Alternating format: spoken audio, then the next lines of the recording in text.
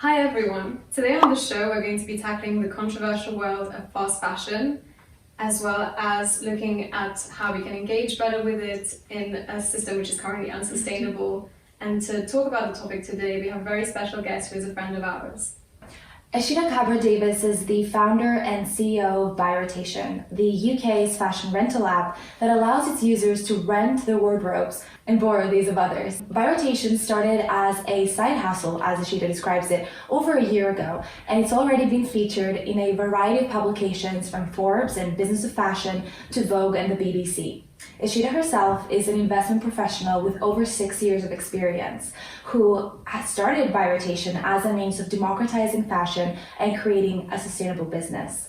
She has also been recently named as Refinery 29's top 14 most influential women in leading the fight against climate change. Eshita, welcome. That's quite a resume, Eshita. Welcome. Thank you very much, ladies. Martha, that was incredible. Like, I don't even think I remember my own bio that well, so fantastic. Thank you so much. We're doing our homework, so we'll kick off today's episode by talking a little bit about sustainable branding. It's clearly something you've put a lot of thought into when it comes to BuyRotation. And we understand that, branding is much more than a logo, right? It has the power to inform legacy, and it has the power to truly make a lasting impact in the world, for better or for worse. A number of brands have come under intense scrutiny lately, more specifically about a variety of issues really, but more specifically about underpaying workers, and we'll get to that later, but also just lacking diversity and inclusion. Mm-hmm. Do you have any examples, just from your personal experience or just your overall knowledge of the industry, of instances where brands have simply forgotten this immense power they have in setting the narrative and have failed to act responsibly?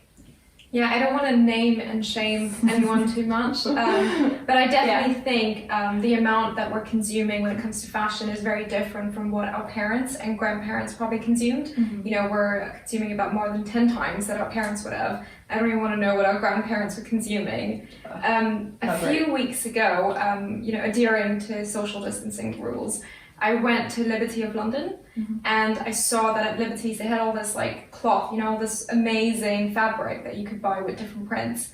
And I was speaking to my husband about it, who's English, and he was telling me that back in the day, people would buy special fabric for their birthday dress that they would wear for the rest of the year, for spring, for Christmas, and all kinds of occasions.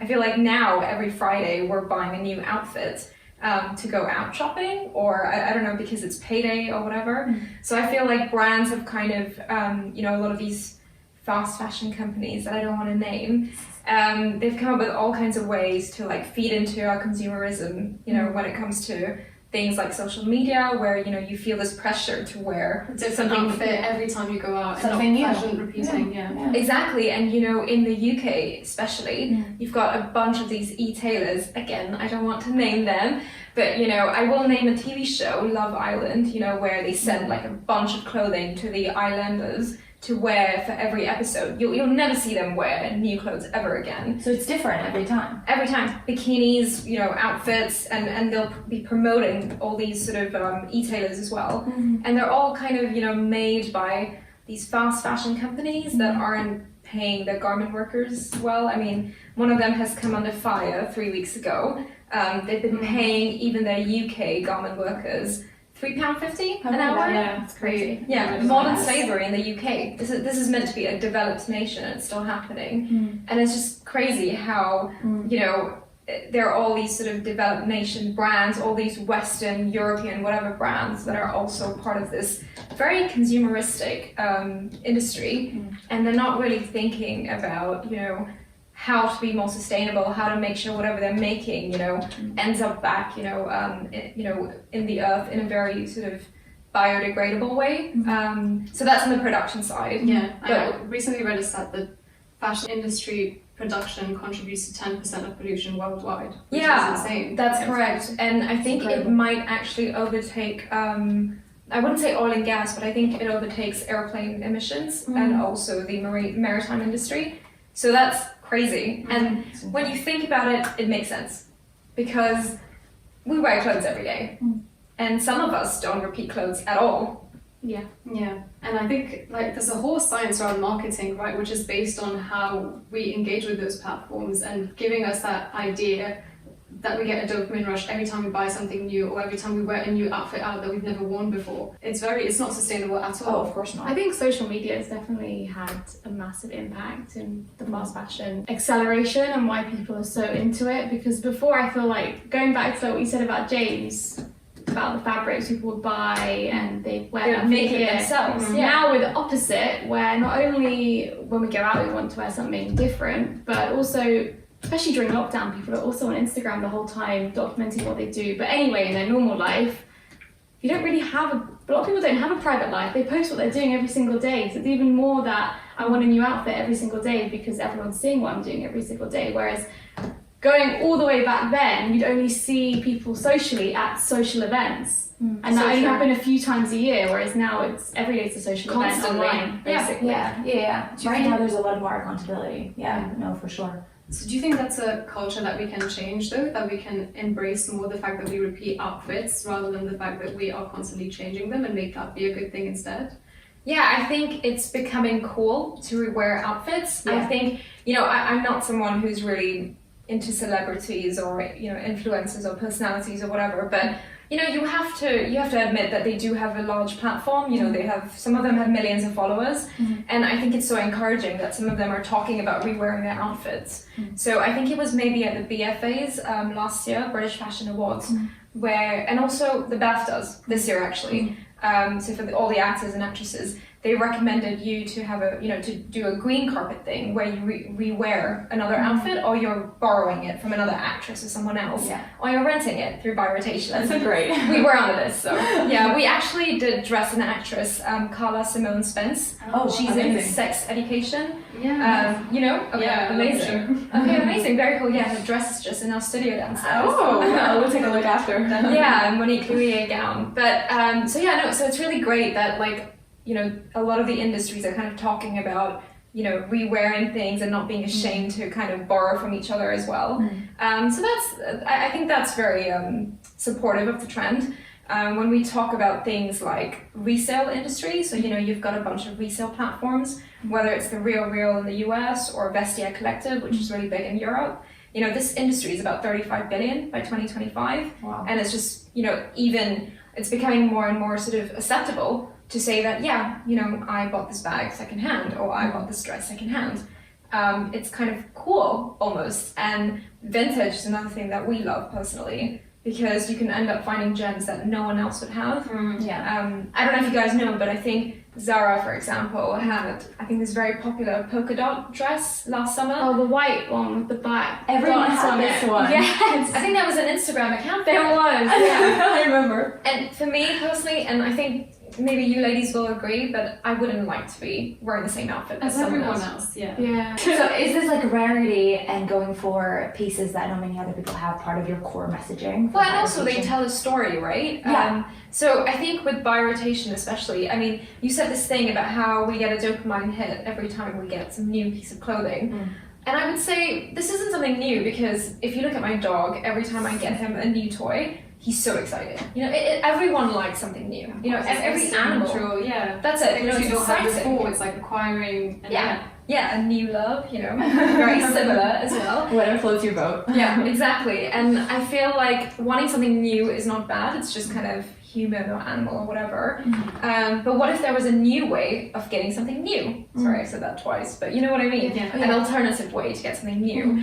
And what if that's sort of, something new to you? So it might not be a new item, but to you, when you receive a dress, mailed to you, Which you've never worn before, that's it. There's this novelty, There you go, there's a novelty, and you've had it just for the weekend, or just for your holiday or whatever, and you don't need to look at it again tomorrow, because we all live in London, we don't have a lot of space in our wardrobes.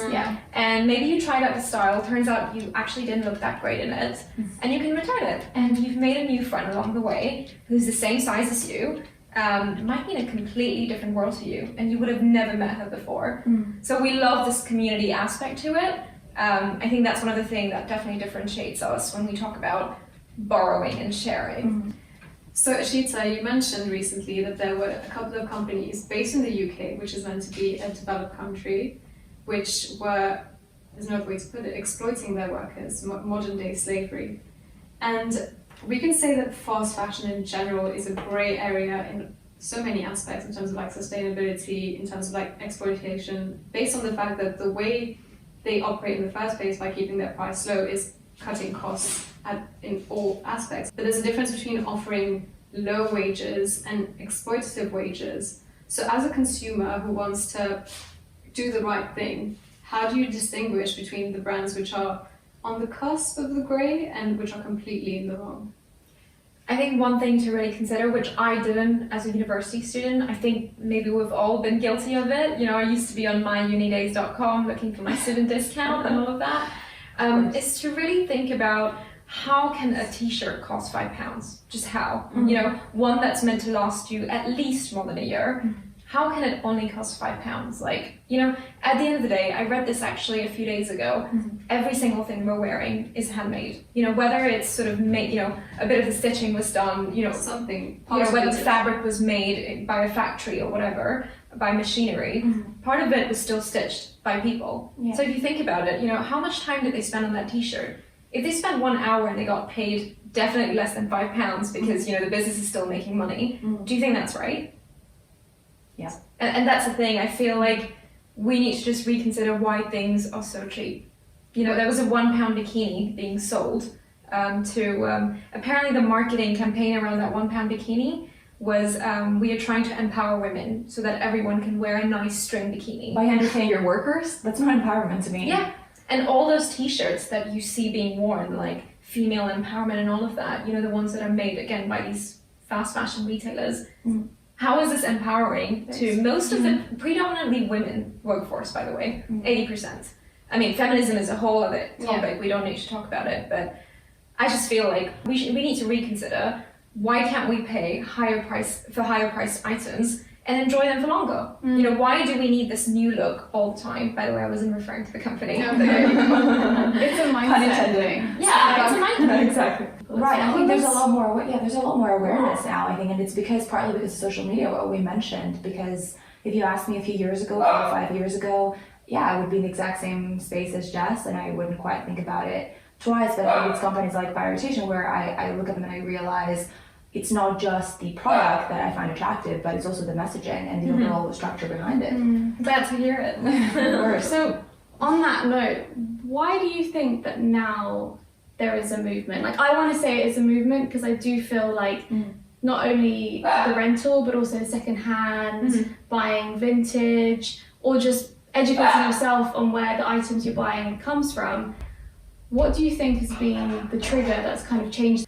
I think, so 6 years ago, the Rana Plaza, it was like this factory in Bangladesh collapsed. And that killed about 1,000 over workers, predominantly female, again, just saying. And I think there was this awareness that we are not really understanding, you know, where things are actually made. When you see that, you know, when you see that label made in Bangladesh or made in China, or well, made in France, because a lot of even really high-end brands put a label that says made in France, but actually everything is made in developing countries. Again, they just do the checking back in the European country and then they put a tag. Control, yeah. Exactly, there you go. Because it sounds better. Yeah, exactly. You feel like you're paying for like made in, you know, like French artisan shit. And French pay their workers higher. So I'm not exploiting anybody. Exactly, you feel better. Right. You feel better about yourself. Exactly, and turns out, you know, everything is actually made in those countries and then sent back to, you know, do the quality control. To me, that's very upsetting because it's also taking away the messaging of who is actually the artisan behind it. But again, that's a different topic. But yeah, I think why there's a growing awareness. I mean, so we've had the Rana Plaza collapse, and you know, I think Vogue back in the day was covering it extensively, and it sort of brought an emergence to sustainable fashion and thinking about who made my clothes. So there's this organization called Fashion Revolution. You should check them out if anyone's interested. Where every year in the last week of April, they run like a weekly Fashion Revolution week, and you know, there are lots of events and there's a lot of talk about sustainable fashion, you know, sustainable brands, sustainable concepts such as ours. And I think there's been this growing consciousness that, okay, we're eating clean, we're taking care of our body. And I feel like our generation's thing is like being fit, eating clean, you know, Being responsible. Yeah. Being responsible. You know, shopping and otherwise. Exactly. And I think, you know, with Extinction Rebellion, there's been like this huge focus on climate change. And that again brought, you know, things like the fashion industry into, you know, main focus. Well, you see, the question I have on that though is, are a lot of these actions performative as opposed to like actually happening? Because you mentioned this before, that as a consumer we vote with our wallet as to companies that we believe in. And I was reading that from this whole controversy that happened with Boohoo, I'm going to name and shame, they only received a 5% decline in their sales because they pushed so much on the marketing, and all the influencers who were that's how they run their marketing, right? By like bringing these big people on board. They've gone right back to Boohoo and been like, okay, if you pay us a little bit more, like we'll do it. And their sales are fine. They've gone down by 5% for such a massive scandal. So is that really translating into how people are shopping? I think it hasn't really hit the mainstream audience yet. It's kind of more, as you said, performative. It's to say we've checked the box, you know. At the same time, there are a few indices like Fashion Transparency Index, which I think was published the first time this year. I think what we really need, I mean, and don't forget, I'm only like 10 months into the industry, but what I think we really need is some sort of governing body that kind of says like, these are the regulations for what you do with your government workers, with your supply chain, and this is what you need to qualify in terms of making new product. And well, also, you know, maybe even governing people like us, you know, to make sure that, you know, if we claim we're sustainable, we demonstrate that every part of our concept. Oh, of course. So that's definitely the next step going forward, right? I think that's a great idea. I just have one last question, just going back to biotation. You've publicly spoken about the lack of diversity and lack of inclusion that you yourself personally encountered as, you know, young entrepreneur, as a woman of color.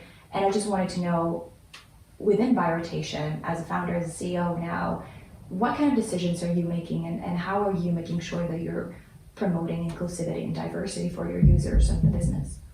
Yeah, that's been something that's been very important to me. I had a huge culture shock when I left investments for the fashion industry. Yeah. It's very traditional, it's not diverse at all. You know, the people who sit in this C-suite level sort of organize, you know, the C-suite level, you know, of all these large fashion industries, they're usually white males. And the ones who I guess are managers tend to be white women who obviously, for some reason or the other, seem to all know each other or went to the same schools or all of that. And I feel like I'm not sure I fit in there. And that's when I kind of decided that the whole thing about fashion, for me anyway, it's like a form of self-expression. And everyone, you know, engages in fashion, right? Whether you're, you know, you're plus size or you're really skinny or you're short or you're tall or whatever, right? Whether you're male, female, or, you know, or any other gender. And I kind of feel like, and at the end of the day, this is an app that, you know, needs to be scaled. So obviously I need more people. So it kind of makes sense on the business side of things, but also is it's the morally right thing to do. You know, you want to convince people who may not have, you know, the money to go and, you know, buy like a nice dress from like a, I don't know, like a contemporary brand that costs £400-500. And therefore, you know, they end up shopping on the high street and buying knockoffs. We're trying to like convince them that you can rent the item for 10% of the price for the weekend instead. So it's a great way of including people of all socioeconomic backgrounds. Yeah. And within our community, you know, we've been trying to make sure that we're well represented by people of all ethnic backgrounds. That's obviously something really important to me as a third culture kid. One of our ambassadors who we just signed on, and she's our first, usual brands might not really see that as part of their brief, but for me, that's exactly what I want. You know, women with good taste, regardless of how they look or what their background is. Perfect. I think that's a very good note to end on. It's a very inspiring note to end on, indeed. Amazing. So if this resonated with any of you, please feel free to join us in downloading Biotation. It's currently both on the Apple Store as well as Android, so feel free to check it out. I have it on my phone already. Yeah, I know. Amazing. You can find us on BioRotation actually and see what items we have listed on there. Yeah. Exactly. Give us a follow. Thank you so much for joining us for this episode. We'll see you next time. See you next time. Bye. Can I see back? Yeah. Bye. Peace. It's that new age, ain't it something special? Yeah, we gon' change the game, we gon'